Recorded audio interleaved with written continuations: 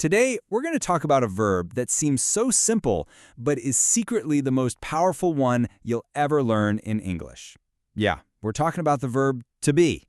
Have you ever said something like, I happy, or she a doctor? You know that feeling when you say it and you just know something's missing? It sounds broken, incomplete.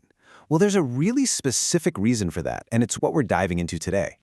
Just look at this. See how one tiny little word completely changes everything? On the left, you've got these broken ideas, but on the right, you add words like am and is, and bam, they become complete, natural sentences. That little word, that form of to be, it's the glue holding the whole thing together. So let's think of it like a puzzle. We've just found the missing piece. It's the verb to be. And I promise you, once you really get its role, you unlock the foundation of the entire English language. Here's the first big idea. Think of to be as the skeleton of a sentence. Seriously, just like our bodies need a skeleton to have any structure, a ton of English sentences absolutely cannot stand up without this verb. It's the framework. Everything else just hangs on it. So, what does this skeleton actually help us build? Well, it lets us talk about the most fundamental things about ourselves and the world. It is literally the first step to being able to express yourself. This slide nails it. These are the four cornerstones of just about any conversation. With to be, you can talk about your identity. You know, who you are, who your family is. You can express your emotions, say where you are in the world, and even tell someone your age. These are the basics, and to be makes it all happen. This quote really gets to the heart of it, doesn't it? It's not just about grammar rules, it's about your identity. Mastering this one verb is how you really start to show people who you are in English. It is your foundation. But here's where it gets really cool. It doesn't stop there. Once you've got that foundation, the verb to be basically transforms into this grammar power tool that helps you build way more complex and interesting sentences. Let's see it in action. Think about the continuous tense, for actions happening right now. The formula is so simple. You take your subject, you add to be, and then you add your main verb with ing.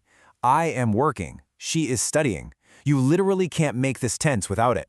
And the same exact thing is true for the passive voice. When you want to focus on the thing that receives the action, like the book, you need to be to build that sentence. The book was written. Take out was, and the sentence just falls apart. To be is the engine that powers this entire structure. It's amazing. So this is what's so wild about to be. It has this unique double power. On the left, it's the star of the show, the main verb. On the right, it's the supporting actor, the helping verb that makes the main verb work. Not many verbs in English can do both of those jobs so well. So, the big takeaway here is to stop thinking of to be as just another word on a vocabulary list. It's not. It's a tool. It's like the Swiss Army knife of English grammar that lets you build almost anything you want. Okay, so let's get into the real secret here. How do native speakers actually think about this? Because trust me, we are not walking around thinking about grammar rules. It's something else entirely. It's a feeling. And that brings us to our second big metaphor. To be is the bridge. It connects the subject, the who or what, to all the information about it. Without that bridge, the two sides of the river, the subject and the information, they're just separate. The meaning can't get across. And that's really the secret. We don't analyze it, we just feel it. A sentence like, I happy, feels broken because that bridge is missing. The connection just isn't there. Real fluency starts when you develop that same gut feeling for what sounds complete. And you see this everywhere in natural speech. We use contractions all the time. Your, its, we're, that's. These are the backbone of casual conversation, and every single one of them is built on the verb to be. Mastering these is how you start to sound really natural.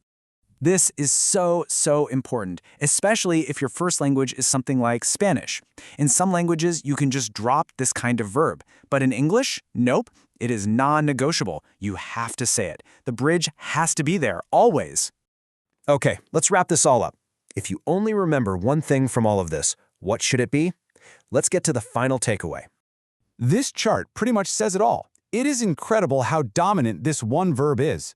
If you actually listen to people talking, in any normal, everyday conversation, you will hear to be in all its forms way more than any other verb. It is the absolute foundation of how we talk to each other. So it all boils down to this. If you could only pick one single verb to master perfectly in English, it has to be to be. No other verb gives you this much power to build sentences, to express ideas, and to just sound natural. It's number one. And I just love this final thought, because this isn't really about memorizing grammar, is it? It's about understanding how to connect ideas. It's about learning how to exist in a new language, how to define yourself, and how to express your life in a totally new way. So now you have the two secrets, the skeleton for structure and the bridge for connection. These are your power tools for building English. So the only question left is, what are you going to build with them?